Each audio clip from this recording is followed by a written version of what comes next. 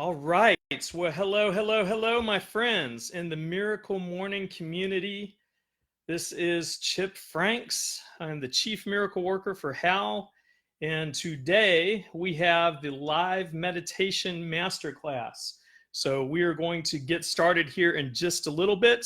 But in the meantime, we are going to let a couple of people log on here because some folks have been waiting for this. And in the meantime, while we are waiting, if you have joined us and you're looking at this, if you could just type in the comment section there, where in the world you're watching this from. I always get a kick out of this. It's just lovely to see these folks from all over the world, like literally coming and joining these classes. So I love to see that. So if you could, right there in the comments, that where you're watching this from. Then also, if someone could be a kind soul and tell me just real quickly if you can hear me okay. All right, Melinda, yay, the first comment on here. You are from Philadelphia. Fantastic.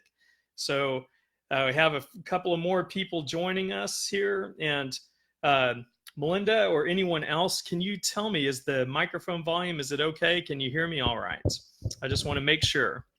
All right, Park City, Utah. So far, we have a nationwide class here. So we're going to get started on this here really soon. And just again, if you can tell us where you are from, that would help out. Orlando, Florida. Excellent. I love that. Marcy, it's a fantastic place. I am a Disney fanatic. I'm there all the time and love that. Although you might be sick of it from being from there. But again, just let us know where you're coming from. And in the meantime, also, if you don't have it already, I would suggest you get a journal for this because we're definitely going to be going over a lot of information. So this is going to be a lot of fun, and I'm super excited about it. So on your screen right now, you should be able to see a man that's meditating in a unicorn, unitard there. I guess uniform. I don't know what to call that, but it's a onesie. There we go. It is there. And that is not me. I just wanted to clear that up just real quickly. So anyways, let's get started here. And again, I want to make sure that everyone can hear me okay. I have my microphone set up here, but true story, my son steals my microphone. And when he does, when he steals the microphone, I have to put it back together again and make sure it works and turn up the volume, all of that. So are you hearing me okay? If you can, just let me know, and I would appreciate that. Let's see here. Yes, anyone, if you're going to let me know if you can hear me okay. Absolutely. Okay. Oh, there we go. We have some folks coming in from different countries now. It is official. So this is an international class. So you know what? Let's just go ahead and get started with this. This is being recorded, so we can come back to this. So this is really good. Now, this class is brought to you by the Miracle Life Mentorship. It's something I'm working on with Hal, and you can sign up for the waiting list at the miraclelifementorship.com.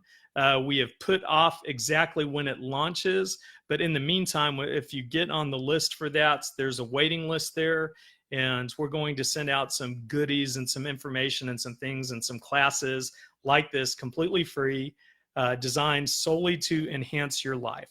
So we want to do that, and if you can open up another tab and just quickly sign up at the Miracle Life Mentorship, we would certainly appreciate that. And now, dun, dun, dun, this class is about to start, and it's going to feel like this.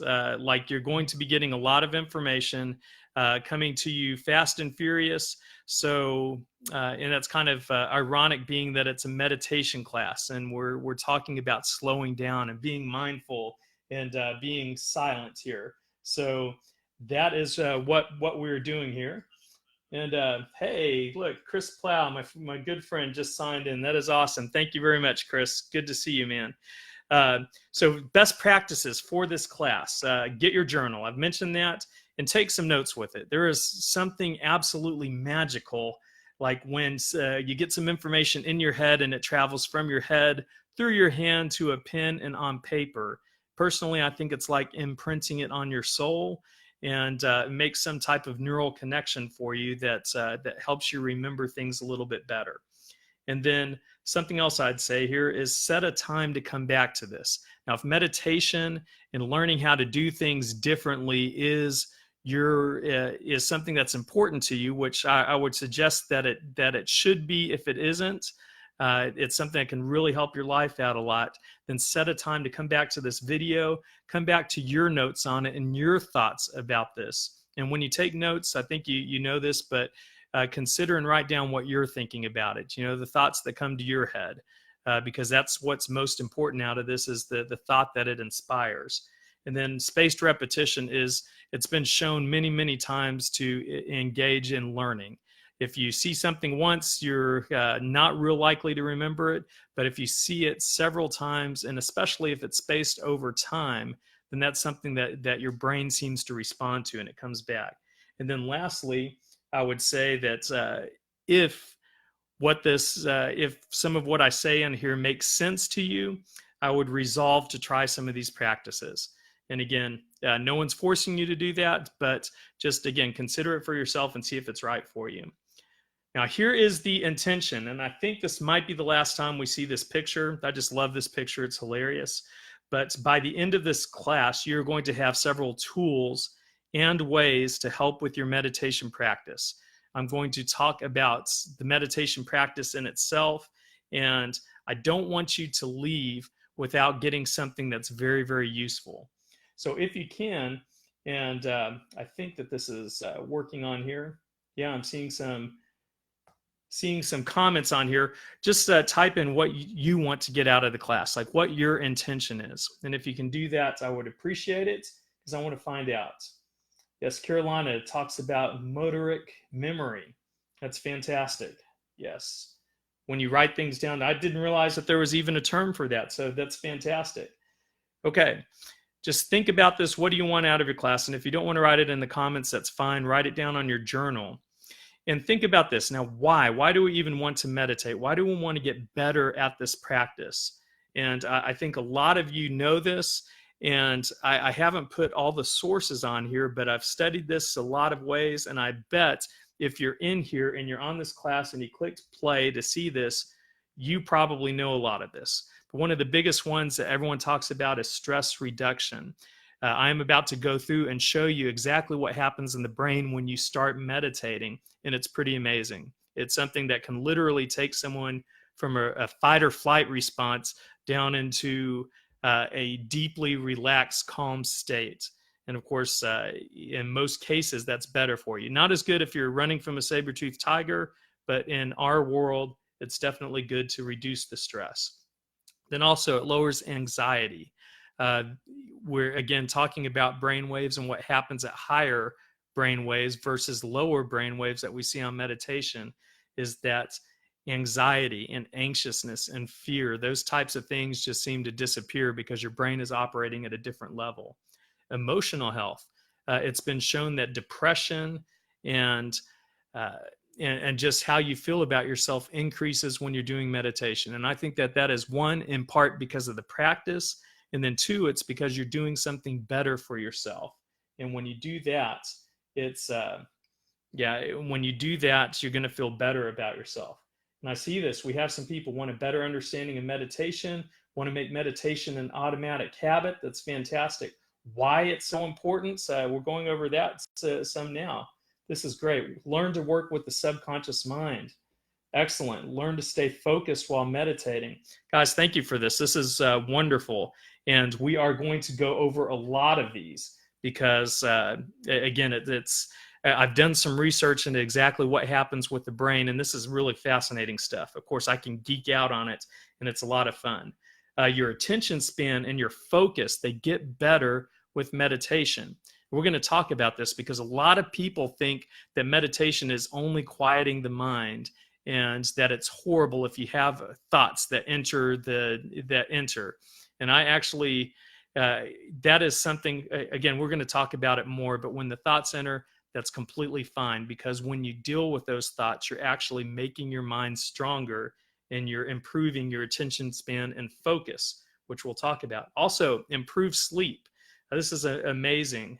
One of my friends suffered, and she is actually a meditation teacher that we're going to talk about in this class. She suffered with insomnia for 17 or 18 months straight, like just didn't get a good night's sleep. When she learned how to meditate properly, she slept like a baby for the first time in a very long time. And this is something that can help with that. And I just recently saw a study that showed that it literally can cut your time to fall asleep in half.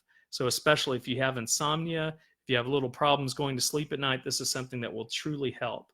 Then also improve self-control. As you get better at this, it helps with addictions. And what I think is it actually helps you think about your thoughts, which is something that's just fantastic. I have some more folks here. How to settle down and stop your monkey mind. Yes, that is incredible. That's what we will talk about here. It can control pain. I can tell you, I've actually had a migraine before and started meditating, and it helped. And there are some physical health benefits, like literally people having better immune function by doing meditation. Now, of course, this is me giving the class, and I'm just going to speak, and that's me with my baby boy, Alec. Well, he's not a baby anymore. He's 7. But for me, these are the things that meditation does for me. Okay, and this is one of the biggest ones, and that is it lengthens the time between stimulus and response.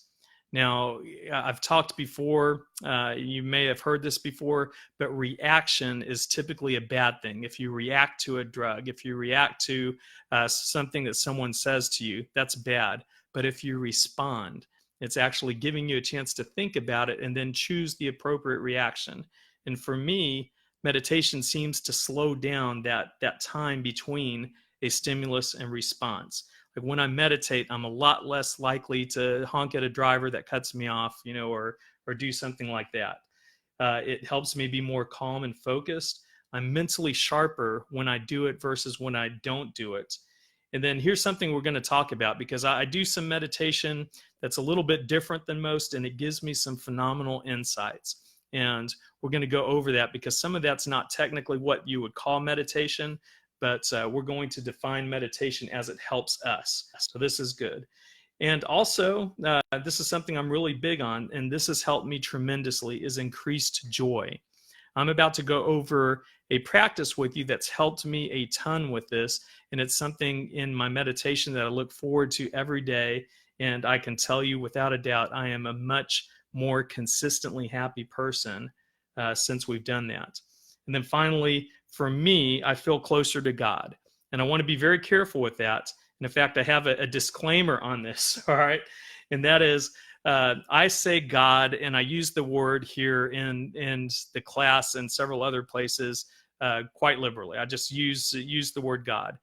But just so you know, I'm not trying to push anything on anyone. I'm not pushing any type of particular religion or even that there is a God. It's fine. I don't believe that any of our opinions invalidate any of the other opinions. So I will say God, but you feel free to substitute that word for universe or higher experience or anything like that. So I just wanted to warn you about that. And I received a very thoughtful, very long thought out letter from a doctor that kind of took me to task on mentioning God. So that's why I just want to do this. I'm not, again, not trying to push it on you, but again, I know what works for me, and that's it. So feel free to replace the word if you like to. That's completely fine. So let's take a look at this. And lastly, just for me, meditation makes me a better version of myself. And that's what this whole class is helping you to become a better version of you. But just think about this. And again, you have your journal there. If you can write down your intention, I know we have some folks that are doing this. And just why are you trying to get better at meditation? I mean, for you, maybe, and I know for a fact right now, there's 51 people watching, and there's more people that will watch it on a replay. There are some people that are a lot more experienced than me at meditation. I've been doing this between 5 and 6 years. I think I've gotten really good at it. I mean, at least for me, but it's not a competition. And that's something I want people to know and understand. But why is someone taking a look at this and going through the class, and why do they want to get better at meditation? That's a question for you. Now, here is a suggestion, and this is my friend Emily Fletcher. She's actually the lady that suffered from insomnia that cured that with meditation. And she was so entranced by meditation, she went over and spent, I believe it was 3 years in India learning how to do it. And she's one of my mentors with meditation here. And she says we meditate to get good at life, not to get good at meditation. Okay, and that's one of the biggest principles on this, is that there's not a set form or function other than making you a better person and improving your experience of life. It's not getting better at meditation just to be better at meditation. Again, it's to help us get better at life. And this meditation and getting better at it, this class on it, and if you agree with that, if you could light it up and give me some loves and some hearts on it, I would appreciate it. And if you don't, that's fine too. You can put that in the comments, and we'll go over it at time. But this class is designed to get better at life and to help us have better days, months, and years ahead of us. Now, just real quickly, my quick story. This is me. That's what I look like there. I started the Miracle Morning way back in 2014. And at the time, I kind of thought meditation was a little woo-woo. You know, it's something that maybe some Far Eastern folks did or what have you.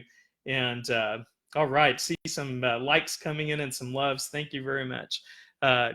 And what I realized that it was for high performers. In fact, it was Tim Ferriss that talked about it and realized that 80% of his top performers, and these are the highest performers in the world at what they do, like artists and authors and entrepreneurs and people that were making big differences in the world. 80% of the folks that were on his show had a mindfulness practice. It doesn't always mean meditation, but I kind of realized that it meant that meditation is for high performance. And what I did is I started with apps, and we're going to talk about that, some ways to do this. We have some new people, some folks that are new at meditation, and I started with an app called Headspace, and we'll talk more about that. But I call that my gateway drug because I started to realize the benefits of what it did for me, and that just sent me off on a tangent. And I wanted to go through getting better at life. I saw that I was calmer, that I was experiencing all of these, and I wanted to find out how to meditate better. So in doing that, I have taken a lot of courses. And it's a pretty healthy 4-figure amount of courses that I've spent on meditation. And my personal meditation practice got better and better. So that's why I do it. And here's the thing. I'm a marketer at heart. I always test and iterate, and I change. And I see if things work or if they don't work. And if they work to help me, then great. Then I'll do that. And if they don't help me, then I discard that. And in fact, and here are just real quickly some of my mentors with this, and you might recognize them. Here is Emily up on the left, Dan DePanny, who is a former monk, and I took his course. It's an extremely good course as well. This fellow over here, Andy, and I hope I get the name right, Pudacombe, and he's the founder of Headspace, and he is also a former monk, and I've learned a lot of how to do it and learned some of the foundations from him. The fellow on the lower right here, I don't know if I'm pronouncing it right. It's Sadhguru, I believe, Sadhguru. I just recently took his course on inner engineering, which is fantastic. Then my buddy, Jesse Elder, he is in here, and we're going to go over a technique that he influenced quite a bit. And then also a lady by the name of Tara Brock, and we'll talk about her. But here's the thing. All of these folks on the Meditation Masterclass, these are folks that have been doing it for years at a very high level.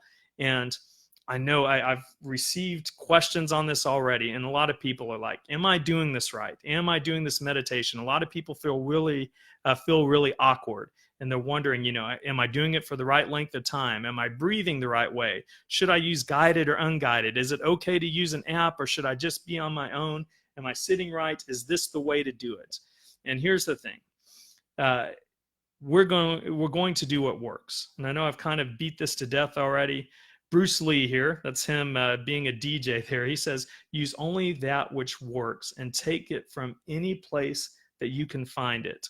And I promise this, well, I can't promise it, but this is probably the only meditation class you'll see with Bruce Lee in it. But that's what it is. If it works for you, great. If it doesn't, that's fine.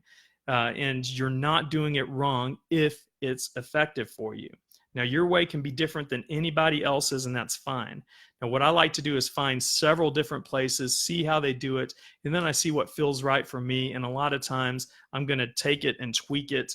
And I want you to do that even with mine. You're about to go through some of my meditation practices. They've been extraordinarily effective for me. I mean, I'm super happy with it, but that doesn't mean I'm not going to change. So I just encourage you to take a look at that and see, in all of these people who have studied it for years and years, are masters at it, they all do it differently. So just when we get started on this, I don't want anyone to get caught up on, am I doing this right? Or is this the wrong way? Because you know what? If it works for you, then it's the right way. And I would beware of anyone who says that there's only one way to do anything. Typically, that's someone that's going to try and sell you something and say, you know what, no, my way is the way. And typically, that's not the case. I mean, it's certainly a way. And I would encourage each of us to test it through our lenses and see what feels right, what feels intuitive to us, and then go from there. So hopefully, if you're feeling the same way with that, that's kind of what I'm thinking here. And here's what we're going to do. Now, with this class, it's enough of a preamble, and we're 20 minutes into this. So first of all, I'm going to start with some useful information on meditation, mindfulness, silence. I'm going to go through all that. Then I'm going to go through a few techniques that I use, and you can adapt them for you if they appeal to you. And again, I've just gone through this, but I'm not saying it is the way, but they've certainly helped me. And then I'm going to share with you some resources that have also helped me. And there are things like apps and sites and books and courses. We'll even talk about journaling as it relates to meditation, because journaling has been fantastic for me. Meditation has been fantastic for me. But when I combine them, and I'm going to show you just a couple of things that you can do with that, when I combine them, it's been mind-blowing. It's been really good. And that's something I just want to share with you. And then finally, we're going to talk about how you can integrate this into your life. And we're in the Miracle Morning group, obviously. So we're going to talk about how to put this into your Miracle Morning if you find it useful. So that is on the agenda. But here's what I'd like to ask for you. And if you can, I know I'm asking here for a lot of folks here. And we have new folks coming on here. Thank you. It's good to see you here in India. Yes, Taryn, it's wonderful. I love that people are on different continents and listening to this. It just, again, blows my mind. This is wonderful. If you can put this in the comments, if you feel comfortable with this, if what I go over makes sense to you, can I get the commitment that you'll at least try it? And if that's a yes, hopefully it's a yes. You know, if you feel uncomfortable with that, that's fine. You don't have to do it. But if you're there, I think that this is really going to help. So just let me know in the comments that you're going to give it a try. And then we are going to get into Meditation Silence 101. Melinda, thank you very much. You are trying it. Marcy, you're all in. Fantastic. Wonderful, wonderful. Okay, let's get started here. Let's go over quickly. What is meditation? And for our purposes, and just so you know, this may not be the clinical definition, but it's the one that's useful for this course and it's useful for me. And we're just going to call meditation a useful form of silent practice. All right, we have some folks. We'll definitely try. And Metz, thank you. All right, Annette, thank you for trying here. And this looks fantastic. Great. So y'all will try it. So for a useful form of silent practice, so that can include, but it's not limited to, mindfulness, prayer, breathing techniques, silent visualization, manifestation, which we'll talk about a little bit today, and intentional deep thought, which is just great. It's definitely a silent practice that can help us. And meditation is training the mind. For me, it's my silent practice to get more from life. We talked about that. What is meditation for? It's to lead a better life, to feel better, to get some more joy. Yes, we have a yes from Belarus. Fantastic. This is great. And now I just wanted to go over just really quickly. There is a difference between meditation and mindfulness. And I just wanted to address that. Although for the purposes of this course and this class, a lot of times we'll be using them interchangeably, but I will discuss the difference. And I'm going to show you actually what happens in a real meditation session versus what happens with mindfulness. And it's actually pretty interesting. It's pretty cool here. So mindfulness is about getting present. And a lot of people think that that is just meditation, and it's not quite the same thing, but it's getting present and it's knowing to go, it's knowing what's going on around you. It's things like concentrate on your breathing, or listen to the sounds, let the sounds come to you, or doing a body scan, which we'll talk about, going from your head to your toe. How does your head feel? How do your shoulders feel? Think about we'll even talk about this. This is one of the things I love doing, is I feel the ends of my fingertips and I feel the blood rushing to it. And if you concentrate on that, you can actually feel it, which is fantastic. That is a mindfulness practice. Now, meditation is actually entering a different conscious state. And that's something that's a little different. So all of these will fit under our definition of meditation and what can help here. But here's what I want to talk about, and this is fun. This is brain waves, and I've done a lot of studying on this now in preparation for this class. You may have heard this kind of thing, but here are the 4 major areas of adult brain waves. We're going to start with beta. And on the left here, you'll actually see what brain waves look like if they're put on an EEG or just a way to check brain activity. Beta is what most of us walk around in every day, and that means our brain is functioning pretty high level. It's considering problems, it's solving all of that. Then we get into alpha, and you'll see that there's a little less activity with it, and that is from 8 to 13 hertz. And then theta, which we'll also talk about it, and you can see what they're associated with there on the left-hand side. Theta is associated with sleeping and then also meditation. And then deep sleep is a delta, and that's where the body heals itself and does a few other things. And you can see the difference, like the vast difference between delta and your normal everyday beta. So I hope this is getting helpful. And this right here is an actual image of someone that took an MRI, a scan on this before and after starting meditation. Okay, and this is really cool. And what the left shows with all of that color shows the beta waves and how much activity is going on in the brain.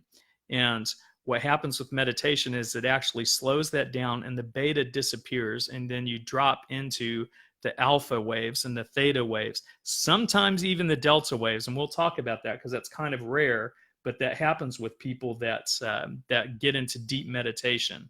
So hopefully, I don't know if you've seen any of this before, but I find it just really useful.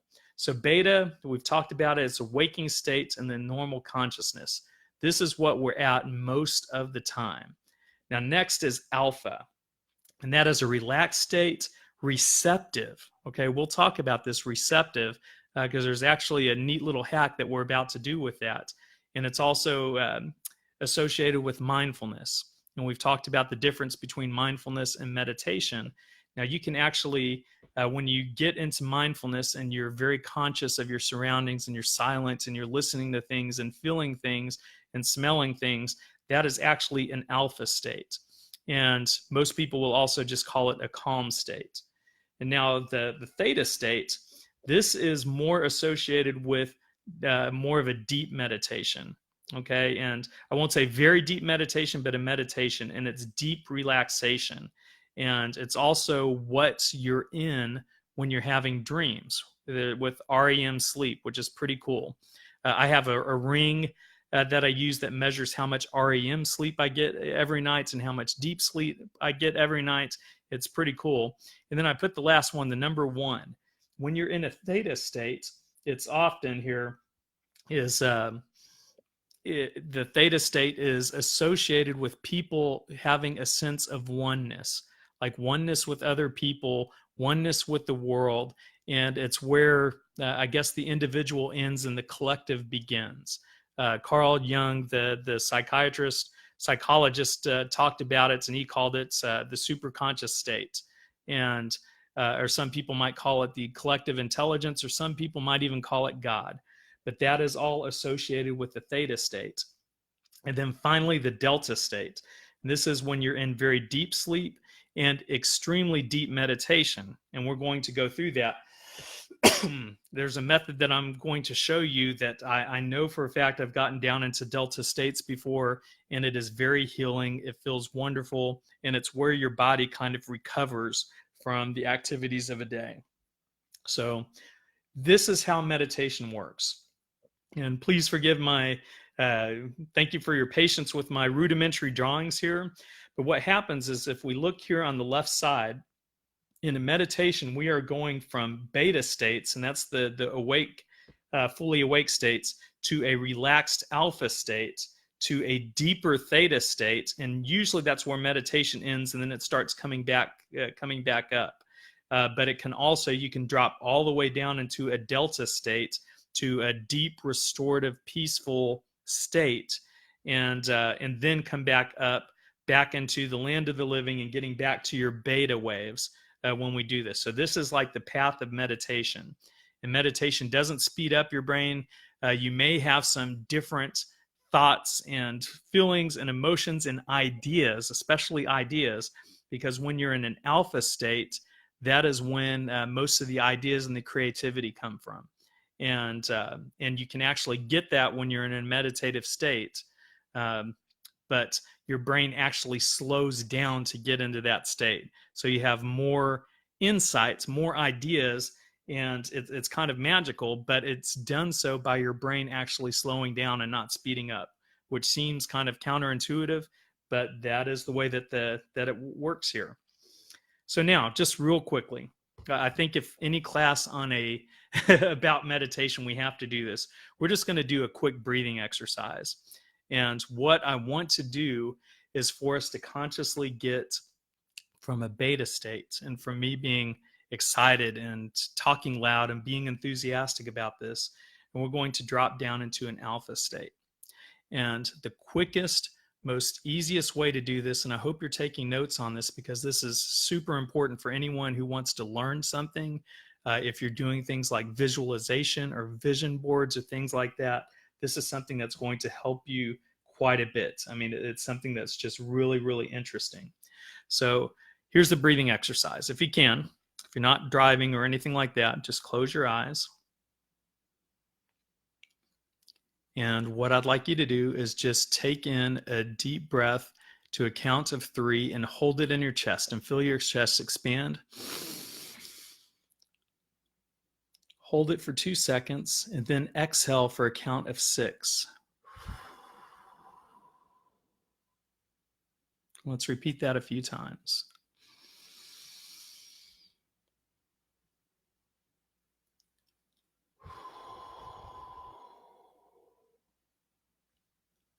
You want to go in for 3 counts. Take it in and feel the chest expand. Then hold it for 2 seconds and then exhale for twice as long. And you may take a 4-second intake of breath, and then out through your mouth for 4 seconds. And just do that. And let's just do that one more time. I'm going to do it myself.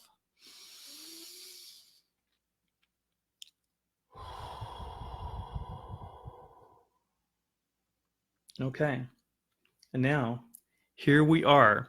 And now what I want you to think about right now is how you felt before we started doing the breathing exercise. And now take a mental note of how you feel now. And that is what's happening when we go from a beta to an alpha state. And again, the quickest way to do that is through breathing. And we'll talk about breathing, and we're going to get into this about how effective it is. And we're going to do what's called the 2 times technique, 2 times breath. And we just kind of experienced it now. We're going to do it later. But here is something I wanted to share with you, and I kind of already did that. When you get in an alpha state and you're more relaxed, what happens to your brain is it's more receptive.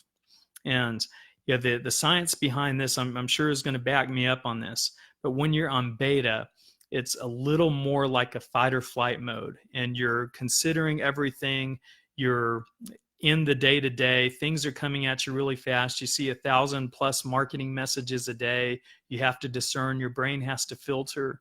But when you step back and you get into an alpha state, your brain just gets more receptive. And again, it's associated with creativity. It's associated with focus and attention. And anytime if you feel yourself that's just, being a little overwhelmed by life or what's going on at a particular time, stopping and taking those deep breaths that we just talked about will get you into the alpha state. And here's what I wanted to put as far as a performance secret. Again, if you are visualizing something, if you have a vision board, or if you're trying to remember something, like for instance, a meditation class that you're in, you're going to remember it better and be more receptive to it and have it more imprinted on your memory when you're in a more relaxed alpha state. And that's another reason why I wanted to do this, is just to show the difference of how you feel from beta to alpha and how easy it is to go from one to the other. And then hopefully with this, you're going to remember some of the things that we're going to go over here a little more, so you can take this with you. So with that said, let's go through helpful ideas. And if this is helpful for you, just let me know. Just put in there, hey, Chandler Bolts, nice to see you there. Just put that in the comments here. Just let me know if that was helpful and if you felt a difference when you started doing that. And in the meantime, we're going to start here, the helpful ideas. These are all ways to help make your meditation practice a better thing for you. Okay? So first of all, consistency is king. You want to try and do this every single day if you can, because there are cumulative benefits to this.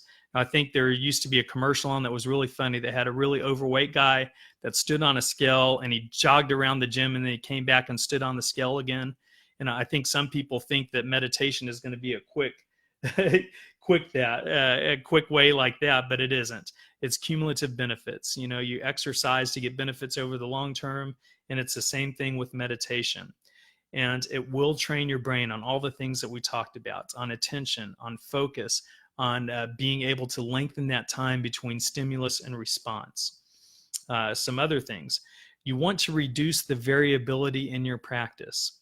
And the reason you want to do this is because it makes it much easier to become a habit if you do the same things the same way. And it's just another way of saying do a habit without thinking about it. Like hopefully your miracle morning is a habit where you just wake up and it's on autopilot. And it's the same thing with the meditation. If you reduce variability, that means like striving for the same time each day, and maybe doing the meditation pretty similar each day, although we're going to talk about that and how to improve meditation and how to take different ideas from different places and get better at it. But strive for the same type, and it's very useful in creating that habit. So consistency is king, reduce variability on it.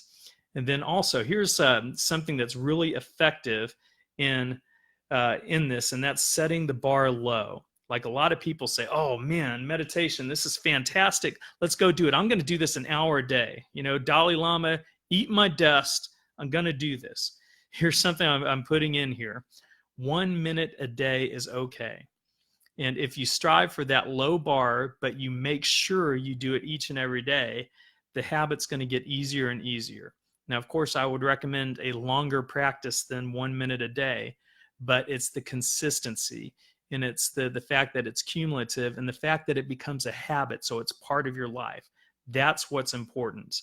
I heard this metaphor yesterday. I thought it was great. You don't climb Everest by running. So you don't get into your meditation practice by just going whole hog and all out, because slow and steady is most of the time, it's always going to be better than an all out, than flaming out. And you know what I mean? Because if you set the bar too high, it's going to be tough to keep up with it. So hopefully this is a good idea for you for your meditation practice. Now here's another one. Relax about relaxing. We talked earlier about, am I doing this wrong? And how do I sit? How do I do this and that and everything? We'll talk about that. But here's the thing. Just relax about it. Okay. You're learning how to take it easy. You're learning how to relax. So just don't get so uptight about it. And there's no such thing as perfect. Okay, this is a practice. And I heard this yesterday, and I forget who said it, but it's great. They said, it's not called a meditation perfect. It's called a meditation practice. And you practice something to get better at it. So hopefully you're relaxing a little bit. You're giving yourself some grace on this and not being so self-critical about it. And here's the other thing. It's okay to have thoughts. We are going to talk about this, but a lot of people, we put in there like quieting the monkey mind and doing that, right? So this is something that's, this is something that you can do, is you have thoughts on it. In the process of actually observing those thoughts, acknowledging them, and then letting them go, every time you do that, it's like lifting a weight in the gym, but with your mind. Your mind gets stronger, you get more focused, you get more clear on how to do this. And it's the same way with this. And here's the thing. A lot of people, they get so worried about whether or not they're doing it right, and they want all their ducks in a row, and they want everything perfect, that they don't do it. Just get into it. Just stop down, get that 1 minute that we talked about going, and you'll find that it's going to be better and better at it. Here's another thing. Become an observer of your thoughts. And this is so key, because throughout the day we have thoughts so often, and the conventional wisdom is that we are what we think about. And here's the thing. Someone has to have the thoughts. So you aren't your thoughts, if you follow me with that. Now, if your thoughts ceased, if you were in a dreamless coma, you would still exist, but the thoughts wouldn't be there. So you are absolutely separate from your thoughts. And what we want to do with meditation is become an observer of the thoughts and see how your brain works and actually think about how you're thinking. And I just mentioned this, but when you are derailed, like when thoughts come along and you're thinking about what you need to do tomorrow, or what that lady said to you yesterday that made you so angry, when you're sitting down and you're trying to relax, that's completely fine. And it can derail your practice for a little bit. But again, every time that you acknowledge that and you move on and you continue with your practice, you're getting stronger and you're getting better, and it will help with your meditation practice. And that is an absolute fact. Just acknowledge those thoughts and then move on. Just release them. Now here's something else. And some people may not agree with this. And again, going back to some of the gurus and the people that do meditation as a living, you know what? I think they have fantastic practices and it works for them. That's fine. But for me, I'm always going to do what works for me. And hopefully it's going to be the same for you. So change it up as it suits you, because again, it's becoming better at life, not about becoming better at meditation.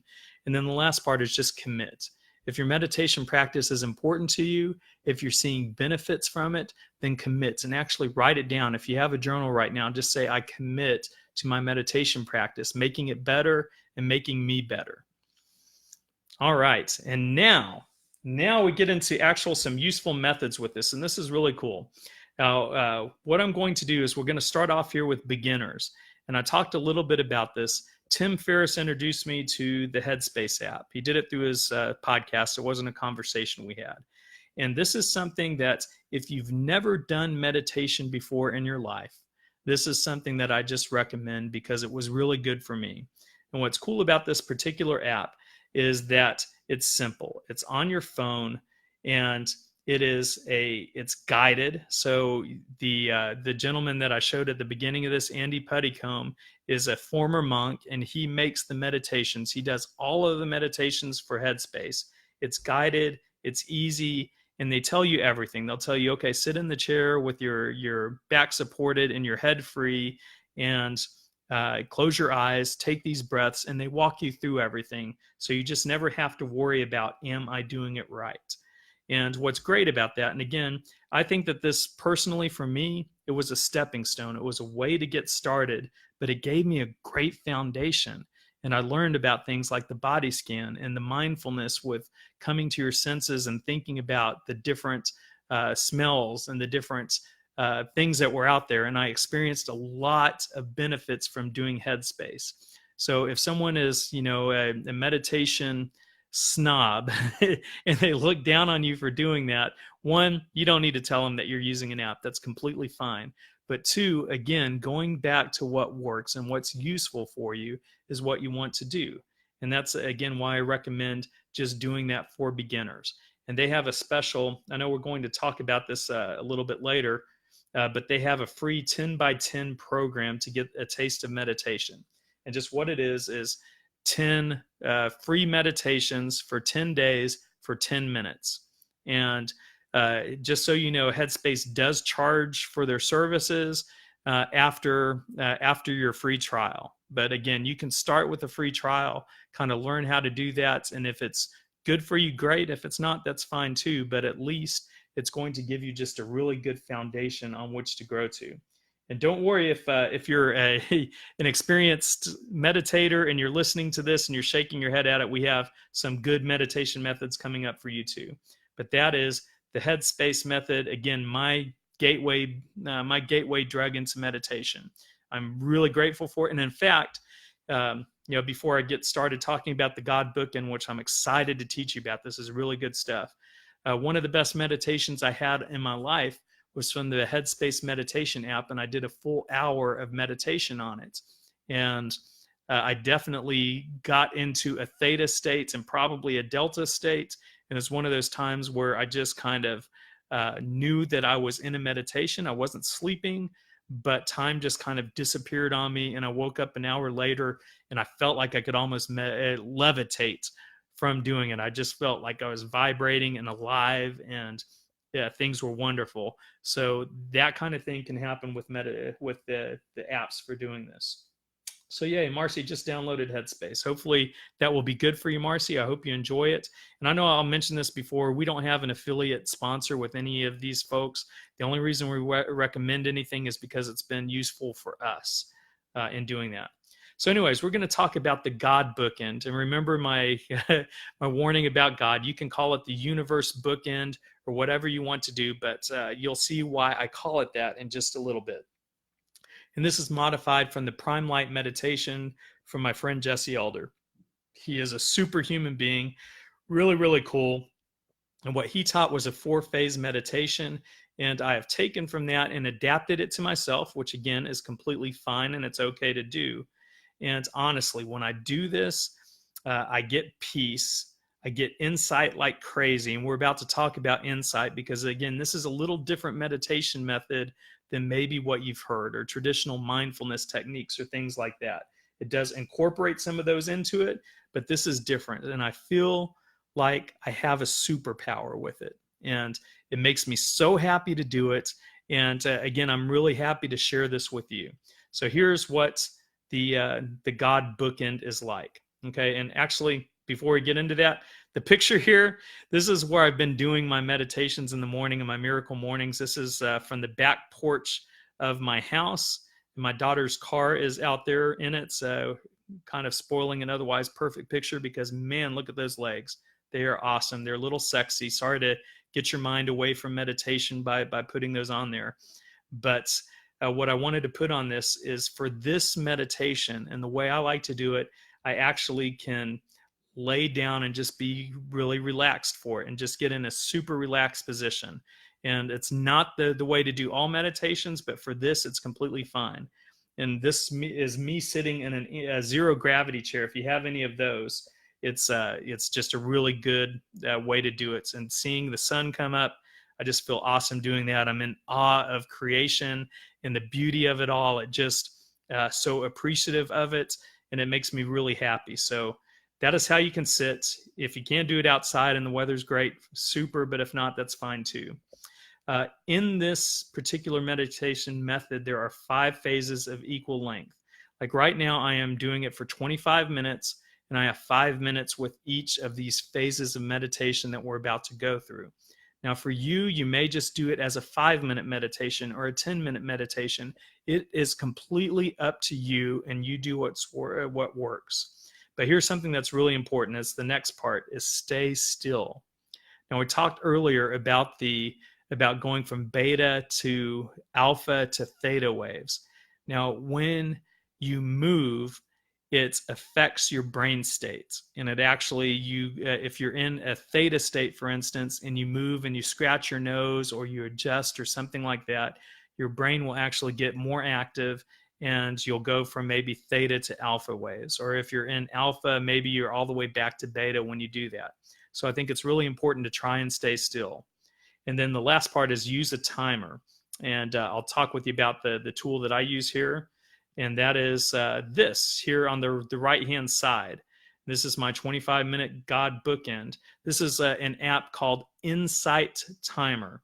And I'm going to include it on the list of things that we're doing on here. If some of you already use the Insight Timer, if you can let me know, just talk about it in the comments. But it's typically a free app, and I'll go deeper into it later. But what happens is, on this, I have 25 minutes and I have a 30-second warm-up, and I recommend getting a warm-up so when you start it, you have a little bit of time to get to the position that you want to be in, to maybe turn off any distractions or anything like that, and just get ready, and you can start your breathing with it. And then what happens is a soft basu. I don't know if I'm pronouncing that right. Basu, I'm sure it's basu. I'm not sure, but I would guess. So the basu bell rings, and it's very soft. It's non-jarring. You don't want the volume up too high. And it will ring every 5 minutes for 5 different sessions of 5 minutes each.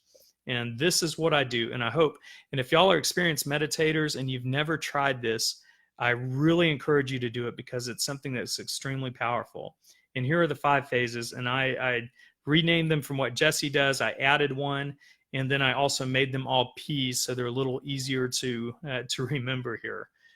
So we have prayer, we have presence, and that's like the typical mindfulness type meditation that most people think about. Appreciation, and that's an active appreciation session, which we're going to talk about here in a second. Pre-paving, and pre-paving is a lot like, well, it's not a lot like, it is visualization that we do in the Miracle Morning. And then the last one, this is the icing on the cake that I'm going to talk with you about, that's about power. So let's go through these real quickly. This right here, the picture, I'm going to try not to get emotional about this, but this is my grandfather, Floyd Franks. And he was a pastor, a superhuman being, and he left us about 6 years ago. And that is him holding my son, Alec, who has Down syndrome. And it was just a really neat moment because these are 2 just godly individuals. So that was really neat. But something that happened with my people, and let me tell a quick story about this, is that as a pastor, he wasn't real militant about his religion. He didn't try and push it on anybody, which is really neat, but he just had a heart of compassion. And one of the things that he did is he prayed every single day for the loved ones in his life and for the extended members of his family, and he prayed for them by name. And what's just really cool about this is every day when I was a kid growing up, I knew that my people was praying for me every day. And that just gave me a great sense of love and worthiness. And it was just a wonderful thing. So I have added this to my practice to actually pray for my loved ones by name every day, to carry that on and to do that for other people. And what I put in here is pray for loved ones by name, but start with yourself.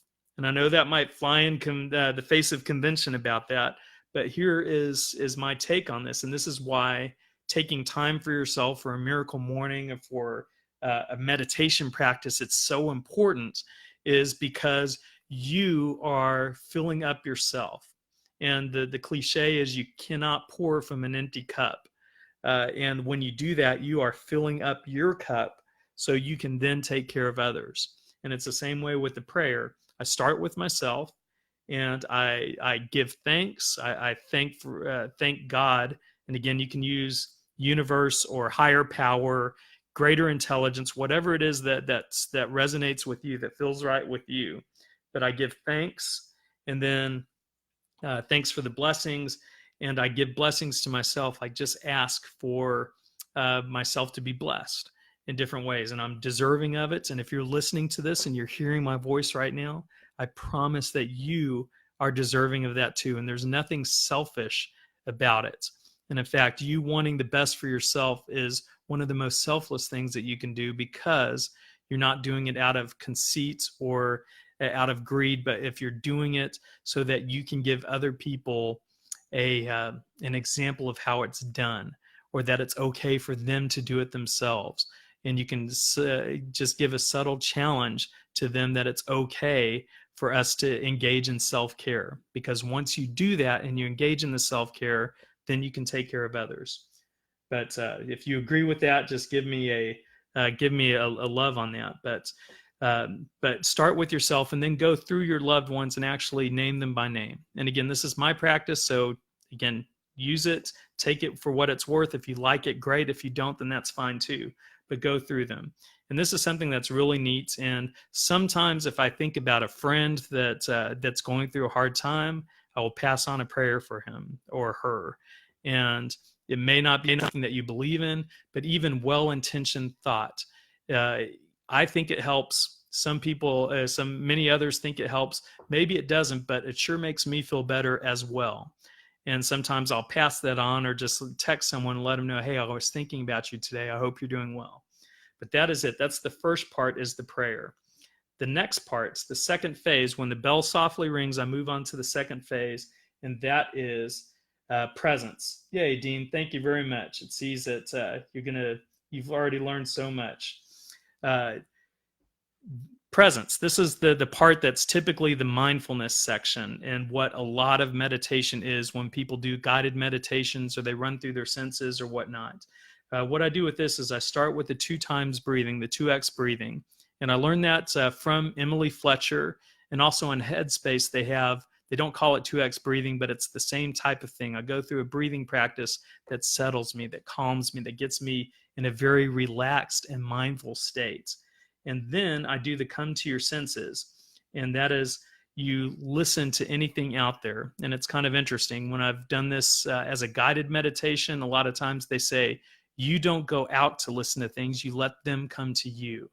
And that's really nice, because it gets you even more relaxed, and you don't feel like you're stretching or you're trying too hard on this, which I think is really important in this. Then you go through feeling, and you feel different parts of your body. You can do a head to toe scan, or you can feel even your clothes on your body, or if there's a little air and you feel the air moving against you. Now, usually there's on all of these senses, something I've done that helps me is, one, there's a major thing, like if you're listening to sound, you might hear a loud air conditioner, and that's like kind of dominating. So you hear that, but then you go deeper and listen for the next thing. And it's the same thing with the touch. If you go through your feeling or your sight or your taste, whenever you do that, acknowledge the big one and then move on and see if there's anything else that you can get, the subtleties of each of those. And that's something that really helps with my mindfulness on this. Then you go through your sights, and yes, your eyes are closed, so that feels a little strange, but usually when you really concentrate on it, you do typically see something, like different forms of light or patterns or a color or something like that. And you just think of that. And then you go through your taste and what taste is in your mouth for that, the smell. And then at the end, you just do it all together. And we're going to go through that again in another technique that we're about to go through. But just do that all together and feel everything, listen to everything, taste everything at the same time. And then I typically will start in with a mantra. And we'll talk a little bit more about a mantra. Technically, it means mind vehicle. It's not a slogan. It's not an affirmation per se. It's just something that helps with your mind. And we're going to go into that. But that is the presence part of it. And again, that lasts for 5 minutes on this, at least for me. That's the next phase.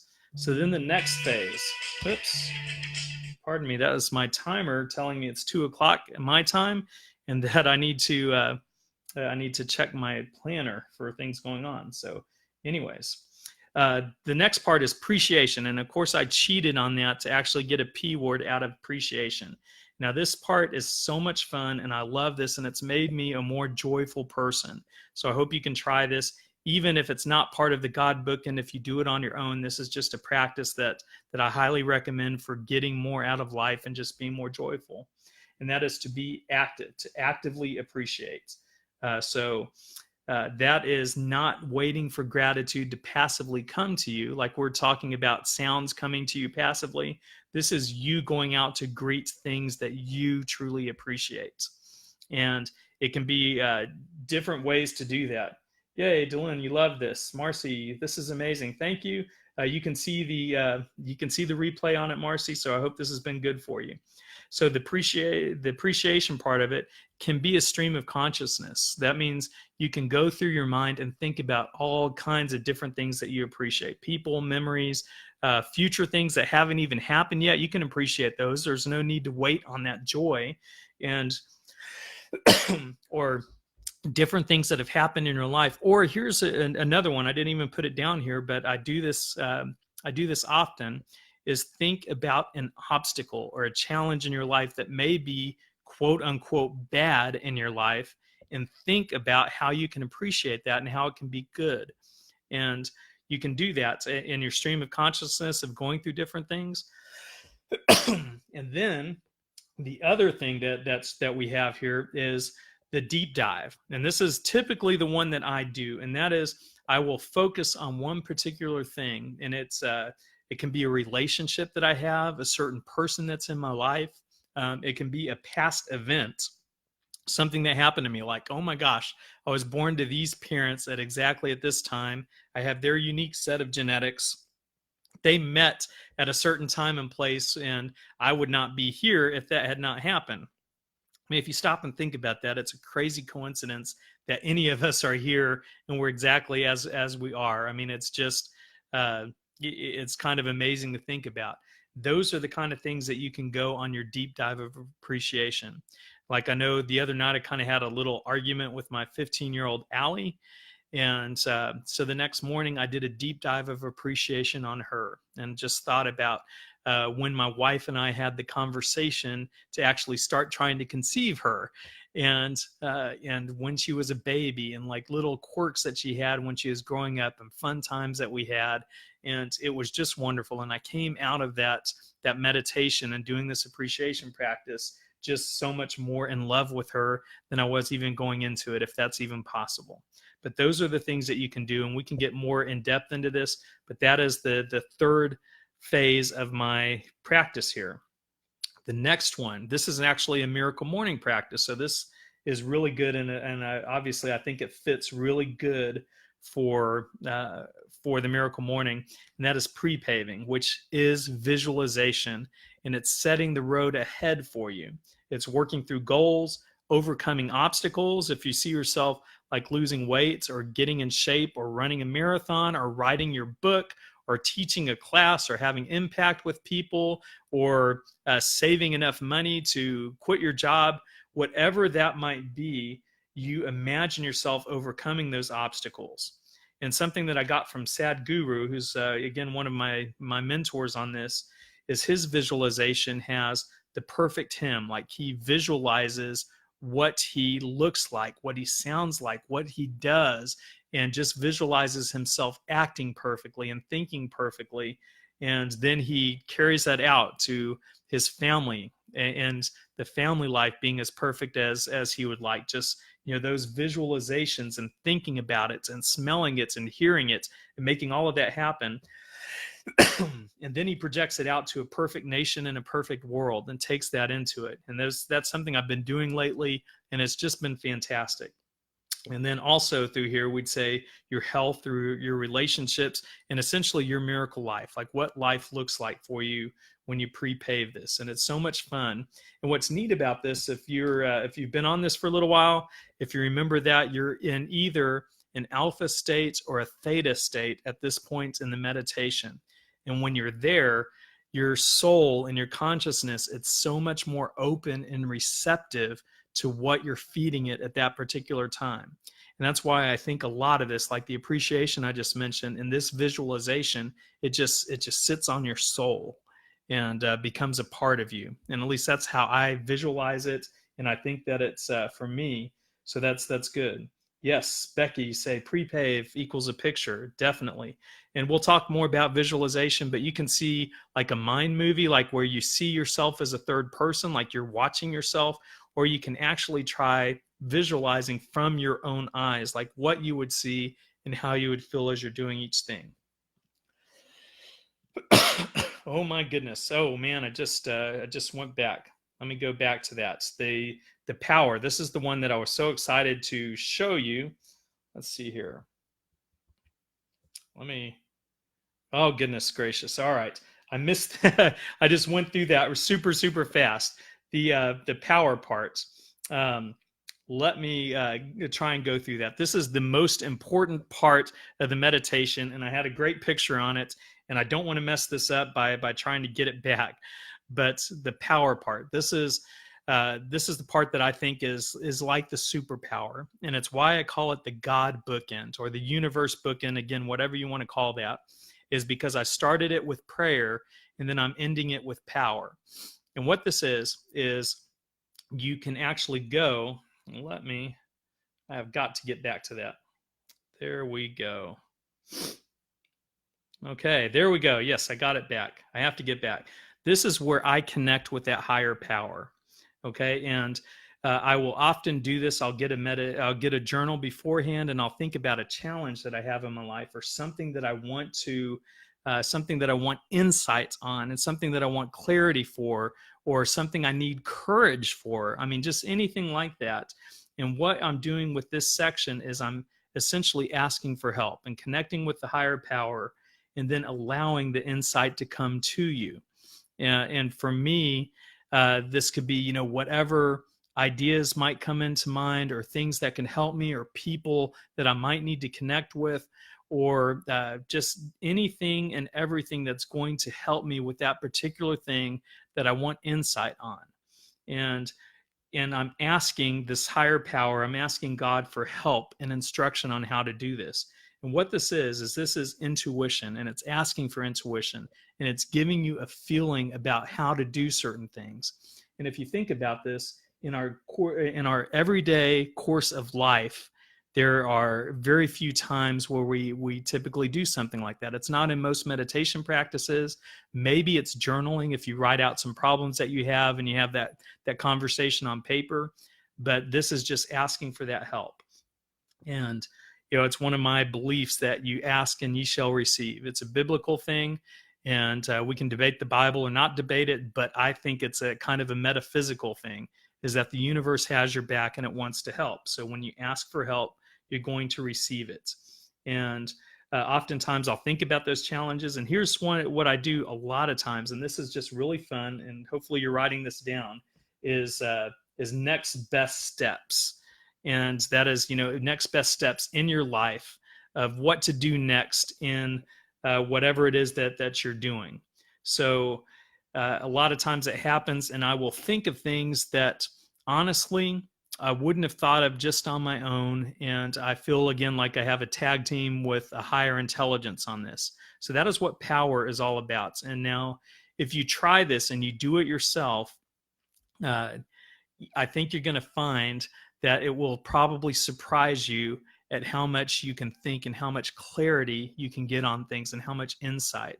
So I definitely invite you to try that. And isn't that a cool picture? I found that last night for this. I just thought that was really neat. Of course, now that I'm looking at it, I realize that she might be naked. So I don't know. Maybe I shouldn't have put that in there. But anyways, in doing this, in the 5-phase meditation here that I call the God bookend, typically what happens is when you do this, you go all the way down into Theta mode, which is a standard meditation type thing. And that's where you are. And of course, you're more receptive to things.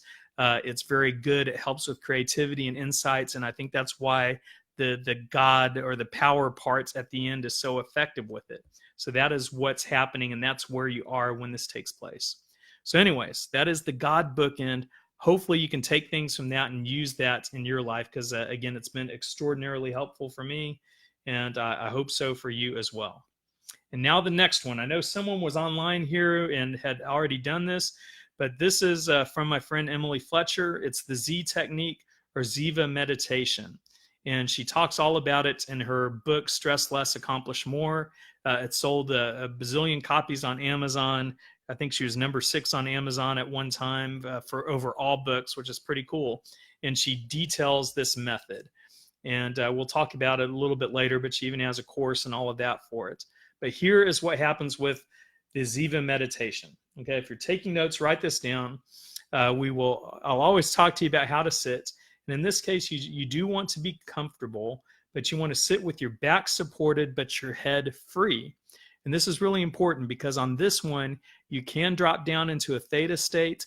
And I would argue, I'm pretty certain that when I do it, I go all the way down to a delta state, like where I lose track of time and I wake up 20 minutes later. And I say wake up, I come out of the meditation because I'm not sleeping. I know I'm not sleeping. And part of the reason I know I'm not sleeping is that my head is free. So it will just it would bobble around and I would wake up and come back to it if I were sleeping. So anyways, sit with your back supported, your head free, make sure you're comfortable.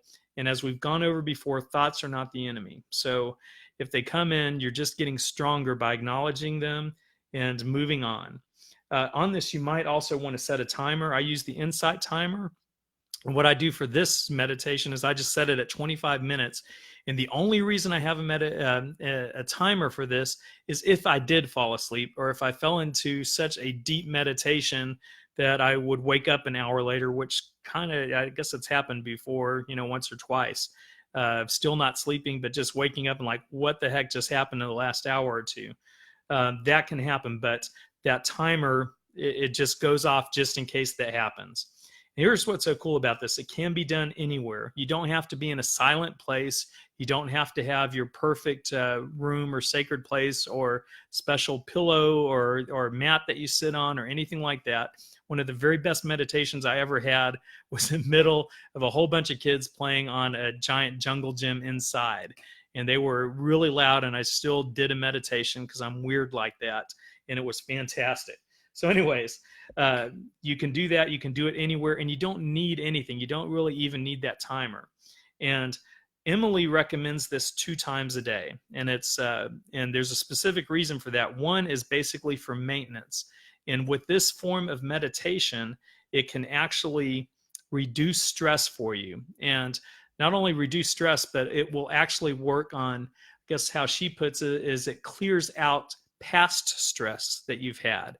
It's like everything that's accumulated and all the residue of the world and maybe cynicism and different disappointments or traumas or other things that you might have. When you do this meditation, it can actually work to help get rid of that, like get rid of it out of your soul, which is kind of interesting. And if you just do it once a day, you're basically cutting off everything that just happened for that day or the last 24 hours or whatever. And if you do it twice a day, you're actually making headway in getting rid of the past stress that's still in your system. And that's the way that she puts it. Now, for me, I do it a little differently because I do the God bookend in the morning, but I do this in the afternoon. And sometimes I do this during the day, and every once in a while, I'll meditate 3 times a day, and I'll do 2 of these and 1 of the God bookend. But that's what's recommended for it, and those are some best practices. Now, here is what the Z technique is. We start off with the 2x breath. We come to our senses, and then we drop in to the mantra. And yes, I'm getting this. Are we going to send a recording to everyone listening today? I can't really send a recording, but this is being recorded and it's a Facebook Live, so it's going to be posted in the group. So hopefully more people listen and see this and take it. And then also, if you signed up for the event page, I will post it on the event page, so you can always come back to that and watch that. So thank you for asking that, Jeanette. And then the last part, dropping in with the mantra. We haven't talked about that yet, and that's what makes this not mindfulness, but a meditation, and the difference we talked about earlier. And then at the end, we manifest some positive visualization. So we start off with the 2x breathing technique, and we've done this actually on this training already, so I won't spend a lot of time on it. But you want to breathe into your chest, expand for a count of 2, hold for a second, and then exhale for a count of 4. And it's 2x breathing. So if you repeat and you do an inhale for 3, then you exhale for 6. And if you do that for 4, and typically I'll do inhale for 4, exhale for 8. And I do it several times, probably about 5 times or so, until my breathing feels just really comfortable. And then I'll just drop into regular, normal breath after that. But this right here gets us into that mindful technique. And if you remember what we talked about, it transfers you from beta to alpha just instantly, just like that. So that's the first part of it. The next part is coming to your senses. And again, we kind of did this on the God bookend, so we'll go through it just really quickly here. The 5 senses, getting present with each. Again, I do it in the same order every time, so it's never mental gymnastics that I have to go through or anything. It's just normal. And we go through sound, feeling, sight, taste, smell. And what I'd like to add here is that you just luxuriate in it and you get really mindful and you think about it and you enjoy each of those. And then the last part, just for fun, Emily says this, just use your spidey sense. And that is like, just set all of your senses on fire, feel everything, listen to everything, see everything as your eyes are closed, taste it all, and just let all of those senses work. And that is, it's a wonderful way to end the coming to your senses part. Then the next part, this is the new part. So I'm going to spend a little bit more time on this. Now, what this is transcendental meditation. Some does this, and it's kind of a different technique with it, but we call it dropping in with the mantra. And what you want to do is start to mentally repeat your mantra, and you can choose whatever the mantra is. You might have heard of Om, or I use the word aham, which supposedly in Sanskrit means I am, and that just works for me. Or, of course, you can choose. You can do your own studies on it and do something that feels good for you. And I just repeat that over and over again in my mind. I don't do it out loud. And here's the thing. When I do it, and it took some time to get this down, but I'm so much better at it now. You just want to do this with no effort and just be real easy, and you can't force anything. And here's the thing, like if you try and force yourself to go into a deeper state of meditation, it's not going to work. It will continue to run away from you and elude you if you do that. So what I call this is just releasing the result. Is don't worry if you get into the deeper stages of meditation or not. Just concentrate on that mantra. Keep repeating it with no effort on it. And I know I've gone over this a lot, so this is good because people are talking about monkey minds and all of that. Thoughts are not your enemies. So you want to keep coming back to that mantra, even when you think about it. Like, oh my gosh, did I make that call I was supposed to call? Just silently acknowledge that thought, allow it to move on, and return to the mantra. And again, that builds your concentration muscles, your focus muscles. It gets you better at meditation. It lengthens that response, that time to response that we talked about earlier. And then in theory, if you keep doing this and coming back to your mantra, you'll get into what's called the bliss state. And that is just where you kind of zone out. And like I mentioned earlier, it's like time just kind of disappears. Like you come out of it maybe 20 minutes later or 15 minutes later. Usually mine are about 15 minutes for this first part. And I just come out of it naturally. Like I'll just, my mind will kind of wake up from this state.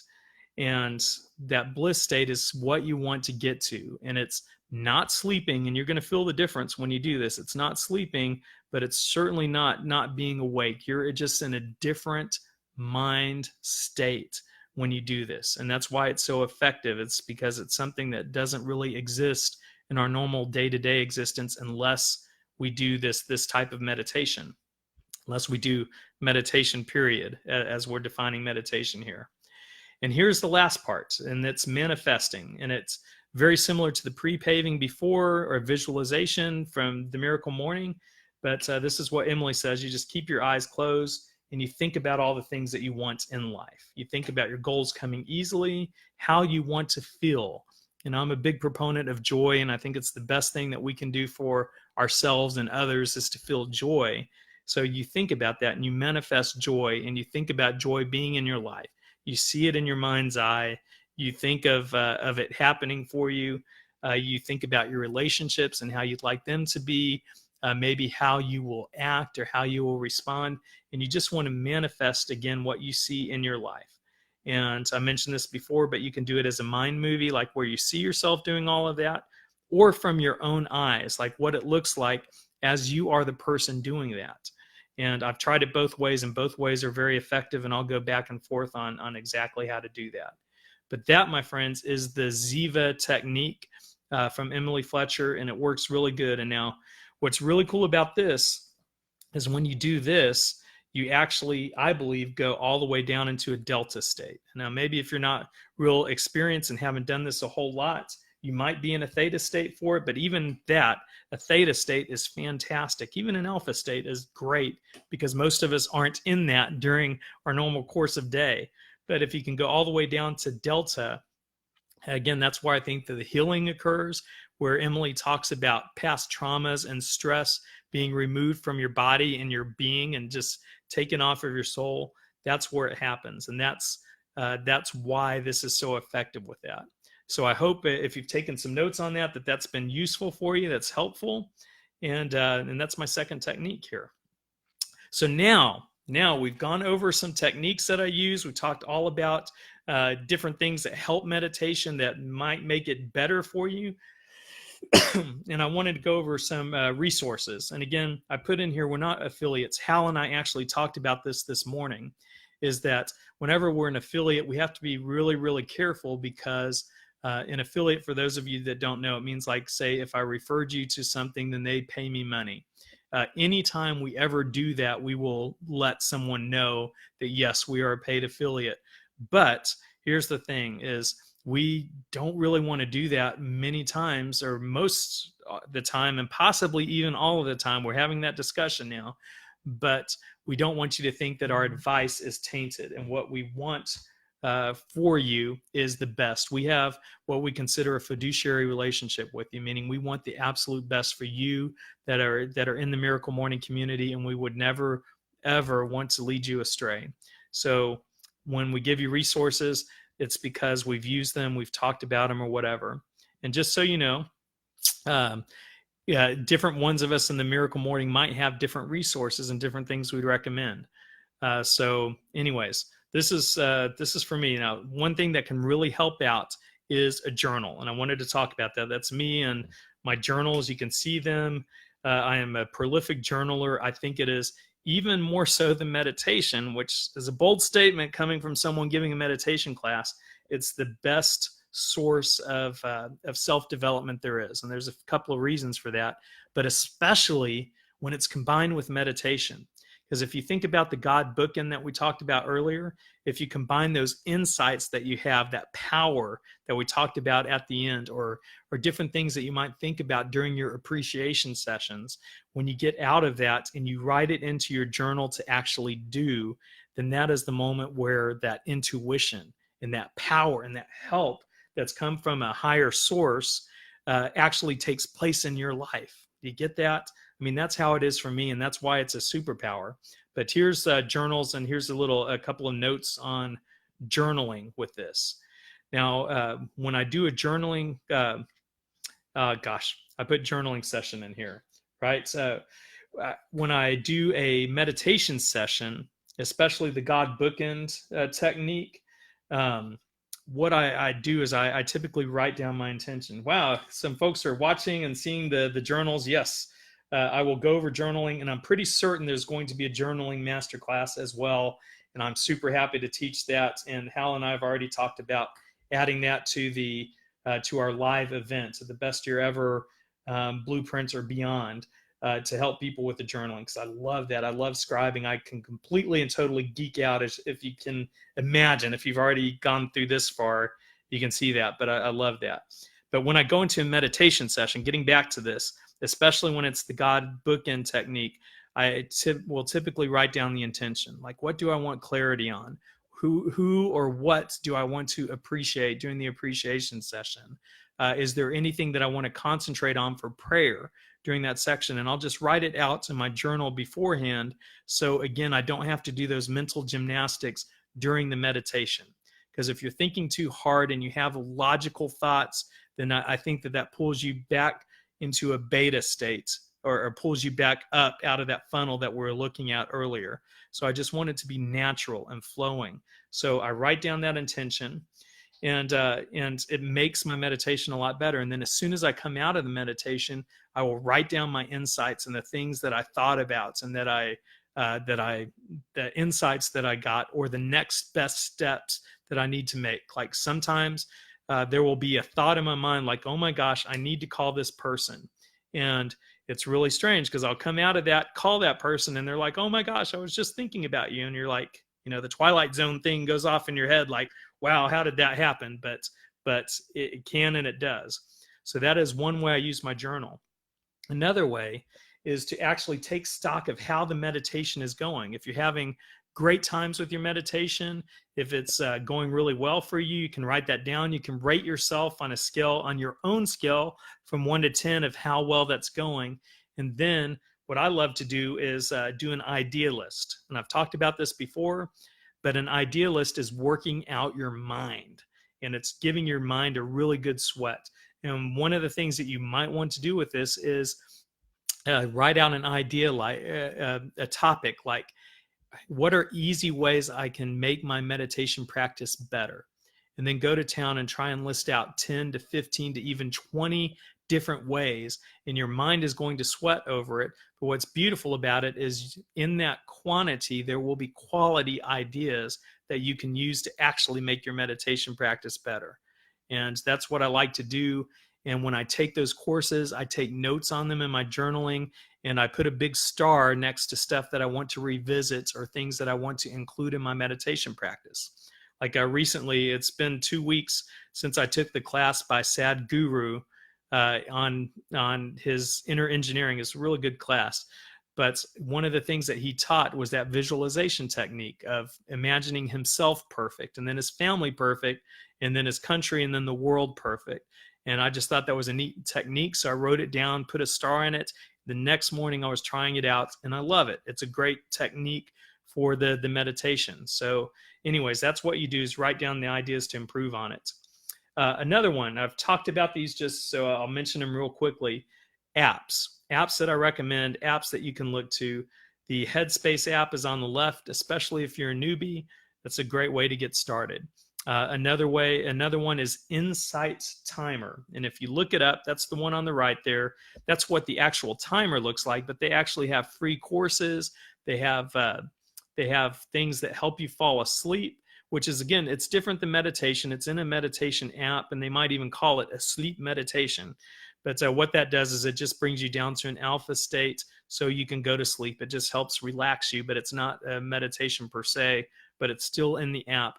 And almost all of those are free, which is really cool. Now, Headspace will charge you after the 10-day trial period, and I found it really worthwhile for quite a bit of time. I don't use it anymore, but it really helped me. And the Insight Timer is free, and a lot of their content is free. And they do have an upgraded version of it where you pay, I think, $50 a year or something like that, if you want access to premium classes and different types of things, like saving different kinds of meditation bells and things like that. So you can look at it, but for the most part, again, it's free. And I recommend both of those. So give them a shot. The next one is, let's see here. Well, I actually already talked about that. Oh, and on the Insight Timer, I forgot to mention, there is a Miracle Morning group in the Insight Timer. So if you download the Insight Timer, do a search on the group for Miracle Morning, and I am in there. So you can look up Chip Franks on there. You can friend me on the app, and it's kind of cool because you see when your friends meditate and how much they've meditated with the app on it, which is really cool. So just do that. Join the Miracle Morning group if you would like. And I'm there, and again, it has some classes. Those are the apps. And gosh darn it, I just did it again. Let me go back to that. And what I wanted to say with this is, here are some of my mentors, and I just wanted to go through them real quick in case you want to take a deep dive for yourself into your meditation practice. And let's go through them just real quickly. This one, Jesse Elder, again, one of my friends, super human being. I mean, he's just an awesome guy. You can search more at jesseelder.com, and he's all over YouTube. He's been viewed many, many, many millions of times on YouTube. And if you do a specific search, he will talk about his 4-phase meditation, which is obviously my God book and is a variation of that. And he goes into more detail if you do a search for The World's Most Dangerous Meditation. And he's got a 4-part video series on that that's definitely worth watching. Another one here, another mentor, I've talked about her, Emily Fletcher. You can find her meditation technique at zivameditation.com. If you sign up for her email list, there's actually a free guided meditation that you can download. And I listened to it this morning. It's really good. And something cool about Emily as far as guided meditations go, like I don't use the guided meditation for that. Oh, listen to that, actually. That's, if you can hear that, that's the song Mediates by NXS. And I guess I could tell you now, it comes at a perfect time. I have that set to go off at 2:30 my time to remind me to do my afternoon meditation. And the alarm says, meditate, muchacho, and it plays the song Mediates because there isn't a meditate song. So it just reminds me to do it. And I use the heck out of my phone alarms during the day to keep me on track.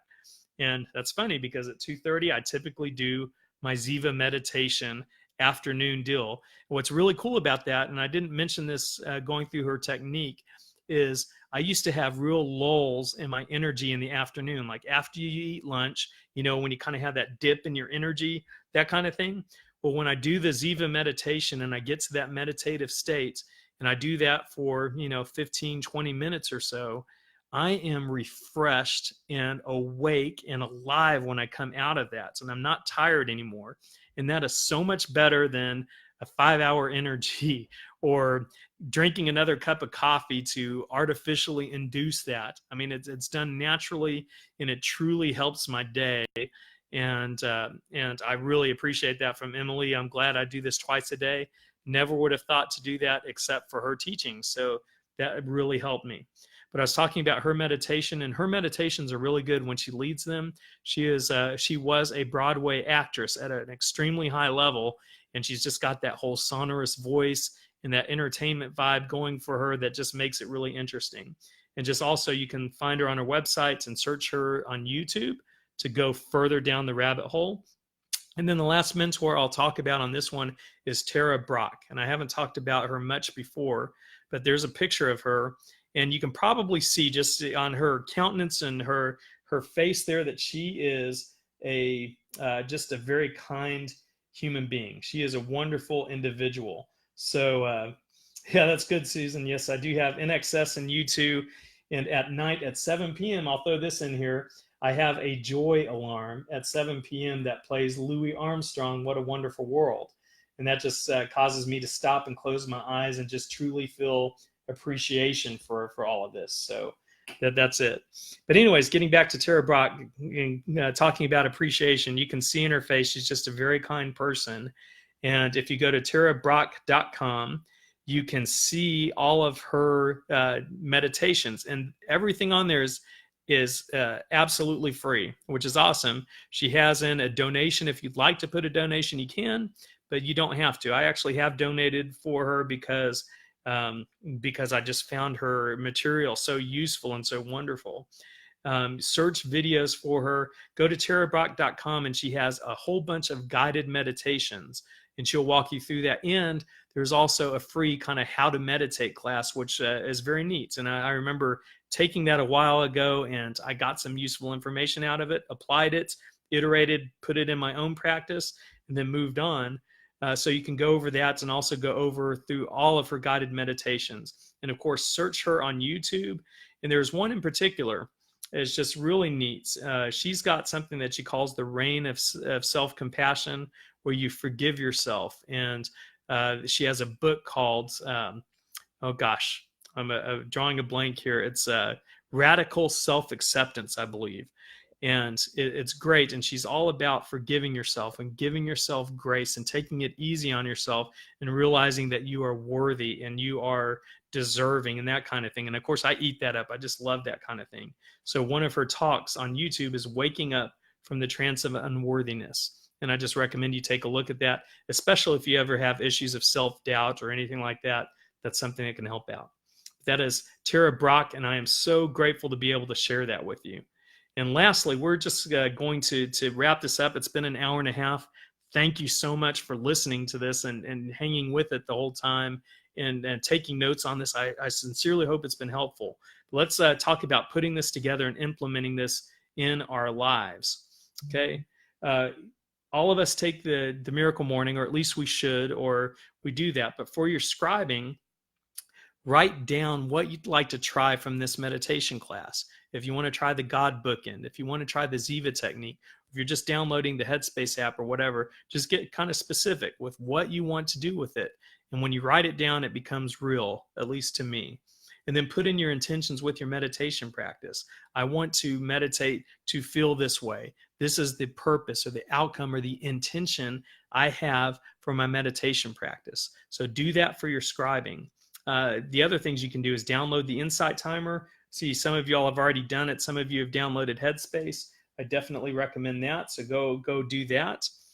And then for your silence, for your actual practice of your miracle morning, get it ready the night before and just know what you're going to do.